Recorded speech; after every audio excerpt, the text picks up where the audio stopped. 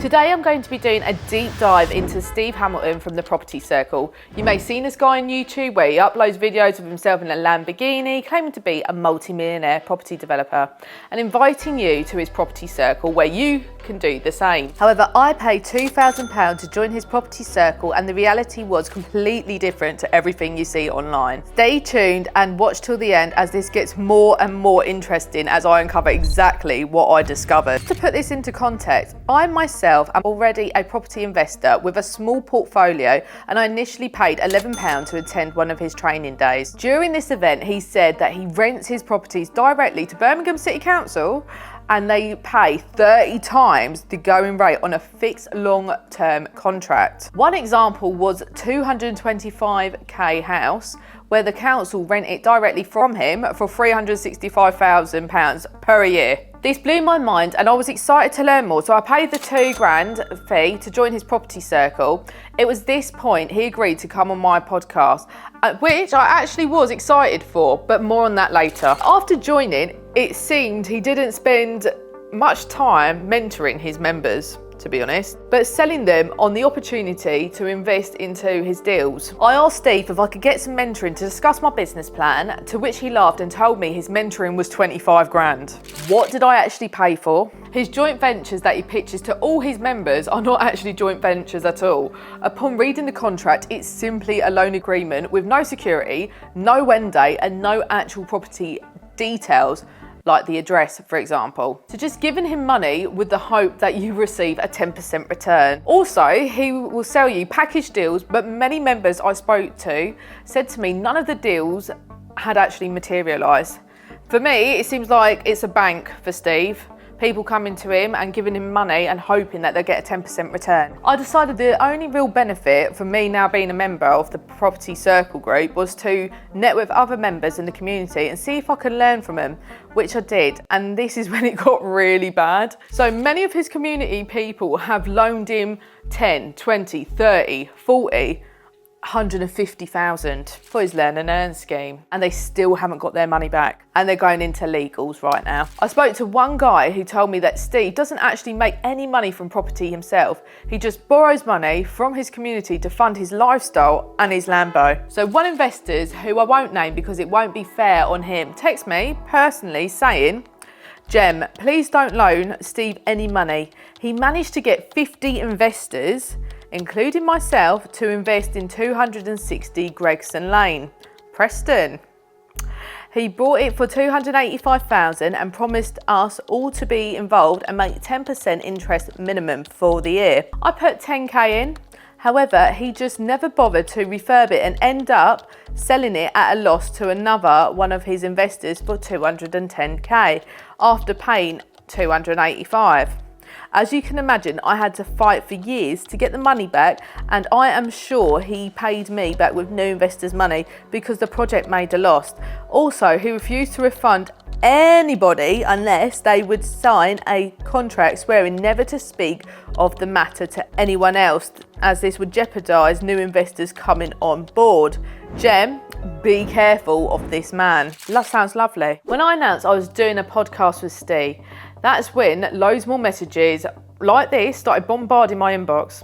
I didn't know what to do at this point, but decided to go ahead with the podcast, but just ask him about that particular property in Preston to find out what really happened. When I asked him about it, he said that he was still involved with the project, but yet he sold it. This baffled me and I kept coming back to try and understand, as I could just tell he was just pulling the wool over my eyes. At this point, he walked out of the interview and started messaging me saying I couldn't broadcast my podcast. I just wanted answers. So did the 50 people who put money into that deal that were messaging me because they saw I was interviewing him. He then sent me a legal threat from his criminal lawyer saying, should there be any adverse social media coverage that impacts his business or good name, then we are instructed to issue legal proceedings against you for the libel and slander.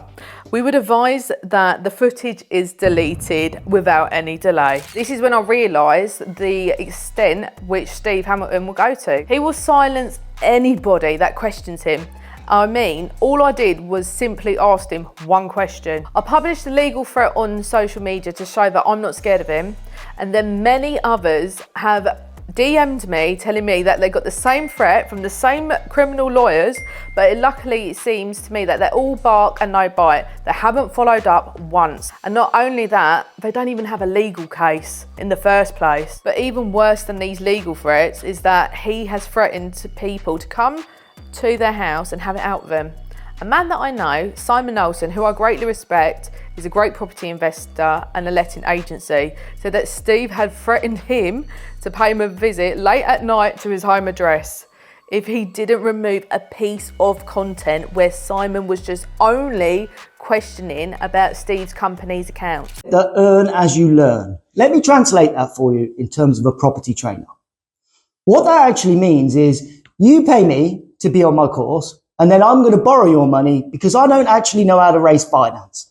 That's what earn as you learn means from property trainers. As worrying as this is, especially I'm pregnant, I just couldn't say nothing when I had first-hand experience of being part of Steve's property circle and seeing what he's actually up to. The video on social media of Steve storming out the interview has gone a bit viral and probably is one of Steve's most popular content he's ever had. Thanks to me. You're welcome. So Courtney Rich messaged me and also recently has made a statement on my YouTube channel saying, I signed up for a JV2 with the understanding I would get my money back after 12 months. Unfortunately, no property was purchased. I also know a lot of people who are still waiting to get their money back after years investing with him. Sharing this so others can be aware of my experience. Bazza also commented, Ste Hamilton claimed to build and develop their houses on Old Oscott Hill in Birmingham B44. I happen to know what site, and when I commented, he blocked me. Another example of Steve pretending to do developments and raising money, but nobody's sure where the money is actually going. In his learn and earn contract, it even says the money will be used at the borrower's discretion, and if the project goes over, it may be longer than 12 months. No mention of how much interest, if any, will be paid after the 12 months.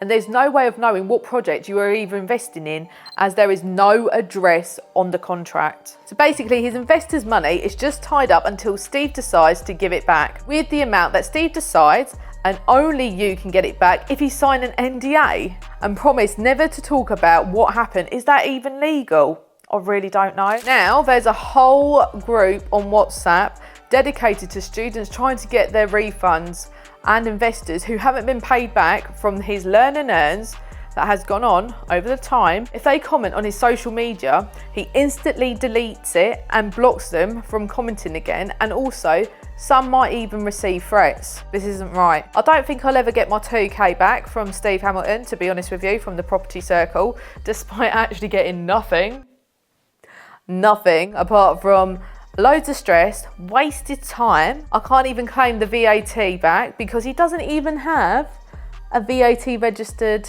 number, which again seems strange for a multi-millionaire. It also runs the fastest growing property network in the UK. So next time when you see Ste Hamilton, ask him, are you VAT registered?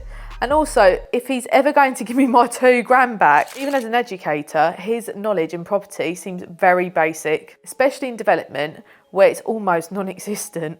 He claims to be buying all this land and building houses and constantly describes himself a multi-millionaire property developer, because that's what he says. I'm a property developer. But when I asked him on the podcast about SIL and Section 106, he didn't even know what it was. This, for a developer, is like a dentist not even knowing what a toothbrush is. And then he quickly backtracked and saying that his specialty is HMOs. So which one is it? But then he claims to be buying land to develop dozens of houses. He must either be a terrible businessman going into developments without a clue what he's doing, or he's telling lies to raise some money. Apart from borrowing money and driving a Lamborghini, I can't see any evidence of success anywhere. There doesn't seem to be actually one single property owned in Steve's name or by a company that Steve actually owns. So go on Company's House right now and you'll see it for yourself. In my opinion, I just think he's talking in order to hoodwink newbies to borrow their money to fund his lifestyle And I don't think there's any development of his own, personally. At the last and final event I went to with Ste, I finally got the answer to the golden question I actually wanted to know. The one that actually enticed me into joining his property circle. How does he manage to generate 365 grand from the small house he has in Birmingham? And this is the most shocking part of it all. He literally said on stage at his event, I just bribe Birmingham City Council. I gave them 50 grand backhander. Welcome to the real world of business. Are you joking me? Is this what I paid the 2 grand for, is learn how to bribe the council? This is literally exactly what he said in front of a room of witnesses. One guy in particular was outraged and said, no wonder why Birmingham City Council is bankrupt. I don't even believe he bribes the council, because if he does make 365 grand of one house, the profits would show in his company's house, wouldn't it? You can't see any profits. But maybe he does. Either way, that's not how I want to run my business. Looking through his account, it is clear that this guy has very little money and makes next to zero profit. If he's just borrowing money and living off it, just to live his lifestyle, the only part he does is pay the noisy investors who are actually going through legals, who've been kicking up, constantly hounding him, and they might get a small bit of money out of him. This never-ending borrowing cycle with no actual profits being made. So that's why he doesn't show any profits on his company's accounts. Most of them, right? Go and look at company's house, please do. After this video, go and look for it. Are overdue. And they're about to be struck off, or not, even in his name. Ste Hamilton seems to be the master of art of closing down companies left, right and centre and opening new ones with a different name. But Ste has never given any explanation on why his accounts are all over the place and are showing no profits. Do you even have any millions? Are you actually a multi-millionaire? Because you can't see it. He actually does own some properties in Blackpool. But guess what? You guessed it. They're not even in his name. They're in Isabella's name, his partner, my Isabella. And he claims to own a mortgage company called the Property Circle Mortgages. But again, you guessed it. Surprise! It's not even in his name. It's in the name of Richard Tunney. Ste is not a director or a shareholder. And if he's doing this to get around FCA regs, isn't that a criminal offence? In my opinion, it is obvious, people, that he puts everything in everyone else's name to prevent investors being able to sue him and get their money back through the courts, like his earn and learns. Because he puts himself down as a security, as a personal guarantor. Seems like an intentional move from Ste. I would rather put my life savings into a national lottery than invest with him. And I wish I'd never, ever invested 2k with him. So yeah, Ste, Rebecca, the executive PA, feel free to give me back my money back, because this isn't the last of me talking about it. But despite me losing my money, if this video just saves one person from losing theirs or fighting years to get it back, then I guess it's all worth it. Right, my lovelies, I hope you found this video useful. Let me know what your thoughts are on all of this and drop a comment down below. Thank you for listening.